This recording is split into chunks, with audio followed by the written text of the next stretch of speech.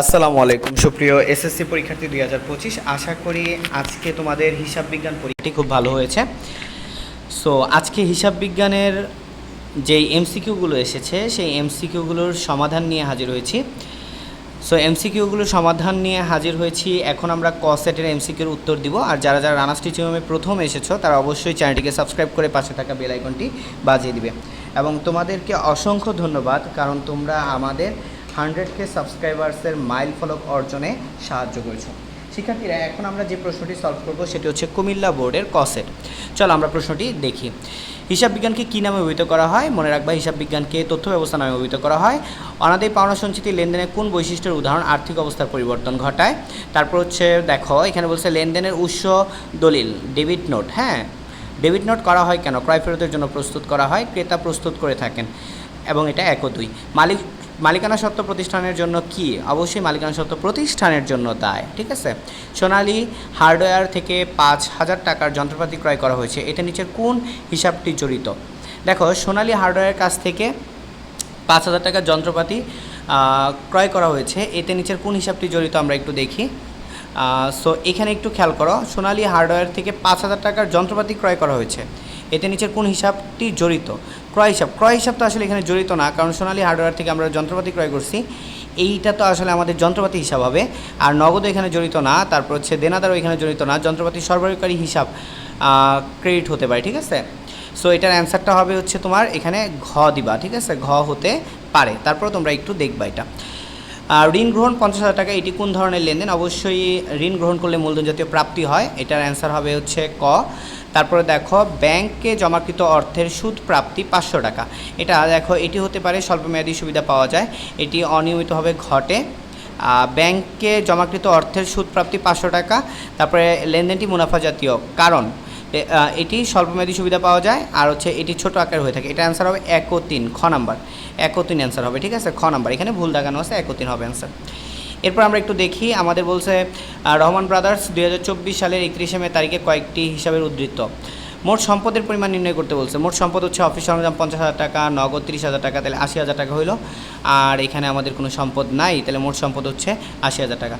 মালিকানা সত্ত্বের পরিমাণ আমরা দেখি। মালিকানা সত্ত্বের পরিমাণ এখানে আমাদের অ্যান্সার হবে রহমান ব্রাদার্সের মালিকানা সত্ত্বের পরিমাণ কীভাবে বের করবা? দেখো, মূলধনের সাথে আয়গুলো যোগ করবা, অর্থাৎ আয় হচ্ছে মূলধন, আয় কত আছে 35,000, তাহলে কত হয় 85,000 আর 35,000, কত হয় বলো তো? 85 আর 35, 85,000 আর 35,000, তাহলে এখানে আমাদের হচ্ছে 5 5 10 0, 8 9 10 11 12, তো 1,20,000। 1,20,000 থেকে তোমরা বাদ দিবা হচ্ছে 20,000, 1 লক্ষ। সেখান থেকে আবার ক্রয় বাদ দিবা হচ্ছে তোমার কত বলো তো? 20,000, তাহলে আমাদের হবে হচ্ছে অ্যান্সার কত? এখান থেকে তোমরা দুইবার বাদ দিবা, ক্রয় বাদ দিবা 20,000 আর উত্তোলন বাদ দিবা 20,000, তাহলে আমাদের অ্যান্সার হবে মনে রাখবা 80,000। কত অ্যান্সার হবে? 80,000। এরপর বলছে যে নিচের কোনটি হ্রাস বৃদ্ধির কারণে ডেবিট হবে? হ্রাস বৃদ্ধির কারণে নিচের কোনটি হ্রাস বৃদ্ধির কারণে ডেবিট হবে? হ্রাস বা বৃদ্ধির কারণে ডেবিট হবে। মালিকানা সত্ত্ব বৃদ্ধি পেলে আমরা জানি যে নিচের কোনটি হ্রাস বা বৃদ্ধির কারণে ডেবিট হবে, তাই তো? মালিকানা সত্ত্ব বৃদ্ধি পেলে ক্রেডিট হয়, এটা হবে না। ব্যয় হ্রাস পেলে ক্রেডিট হয়, এটা হবে না। আয় বৃদ্ধি পেলে ক্রেডিট হয়, এটা হবে না। দায় হ্রাস পেলে ডেবিট হয়, তাহলে এটার অ্যান্সার হবে ক, 10-এর ক।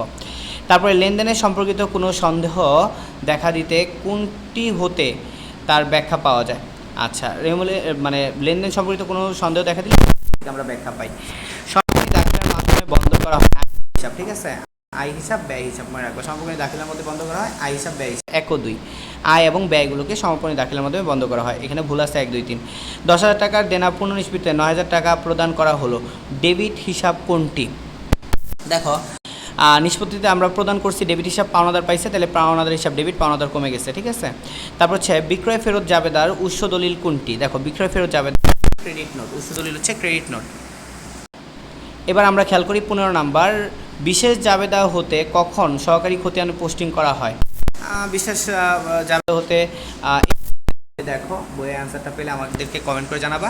খতিয়ানের ক্রেডিট উদ্ধৃত প্রকাশ করে, খতিয়ানের যে ক্রেডিট উদ্ধৃত আছে সেটা প্রকাশ করা হচ্ছে কি? খতিয়ানের ক্রেডিট উদ্ধৃত প্রকাশ করে হচ্ছে আয় এবং দায়। ঠিক আছে, তাহলে আয় এবং দায় 2 ও 3। এরপরে দেখো, এখানে বলছে যে এখানে আমরা একটু দেখতে পাচ্ছি, তো বলছে জানুয়ারি 23 তারিখে লেনদেনের ডেবিট হিসাব কোনটি? 23 তারিখ রহমান হিসাব বিবরণ, তাইলে আর এখানে হচ্ছে তোমার 15,000 টাকা। আর এখানে আমাদের আর নাই, তাহলে ডেবিট হিসাব হচ্ছে দেখো রহমান হিসাব, তাই তো, ব্যাংক হিসাব। তাহলে আমরা একটু দেখি, নোহা এন্টারপ্রাইজের খতিয়ান বই হতে নিম্নোক্ত ব্যাংক হিসাবটি পাওয়া গেছে। তো এইখানে আমরা একটু খেয়াল করি, এখানে আমাদের 23 তারিখে বলছে বিবরণ হচ্ছে রহমান হিসাব, এখানে আমাদের খতিয়ানে ক্রেডিট দেওয়া আছে, তাইলে 23 তারিখে লেনদেনের ডেবিট হিসাব কোনটি, তাইলে রহমান তখন ডেবিট হয়ে যেত, ডেবিটের দিকে বসতো, তাহলে এখানে আমাদের অ্যান্সার হবে রহমান। তা বলছে নোহা এন্টারপ্রাইজে 28 জানুয়ারি কত টাকা পণ্য বিক্রি করেছিলেন, 28 তারিখ পণ্য বিক্রয় করেছিলেন, ক্রয় হিসাব, পণ্য বিক্রয় করেছিলেন হচ্ছে ক্রয় করেছিলেন, পণ্য করেছিলেন 20,000 টাকা পণ্য ক্রয় করেছিলেন। ঠিক আছে, কোনটি লেনদেনের বইতে অন্তর্ভুক্ত হবে না, অনাদায়ী পাওনা 10,000 টাকা, ভাড়াপ্রাপ্তি 5,000 টাকা, ঋণ পরিশোধ 20,000 টাকা, চেকে বিক্রয়, নগদান বইতে অন্তর্ভুক্ত হবে না অনাদায়ী পাওনাটা। ঠিক আছে, ঋণ পরিশোধ, ভাড়াপ্রাপ্তি, চেক বিক্রয় এগুলো সবই হবে। নগদ প্রদান জাবেদায় লিপিবদ্ধ হয় কোনটি, এটা অবশ্যই মনে রাখবে, আসবাবপত্র বিক্রয় হবে না নগদ প্রদানে, সম্পদগুলো আসবে না। তারপরে পাওনা আদায় এটা হবে না, এটা আয়। পণ্য বিক্রয় করলে আয় হয়। চেকে বেতন প্রদান এটা আসবে। কলকারখানা মেরামত খরচ, কল কবজা মেরামত খরচ 5,000 টাকা, ভুলবশত মেরামত হিসাবে, এখানে এটা হচ্ছে দেখো ডেবিট না করে হিসাবে দেখো ডেবিটের করা হয়েছে, কলকারখানাকে ডেবিট করা হয়েছে।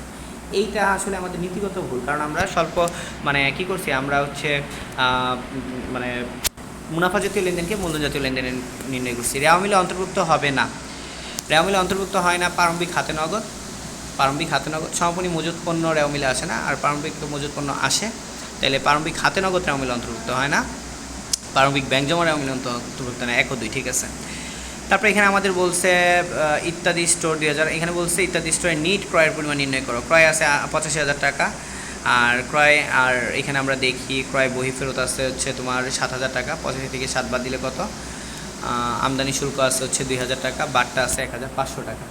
আমরা একটু বাট্টা দিয়ে দেখি কত হয়। সো এখানে 78,000 হওয়ার কথা। তারপরে যদি কোনো কনফিউশন থাকে একটু নিচে কমেন্ট করে জানাবা।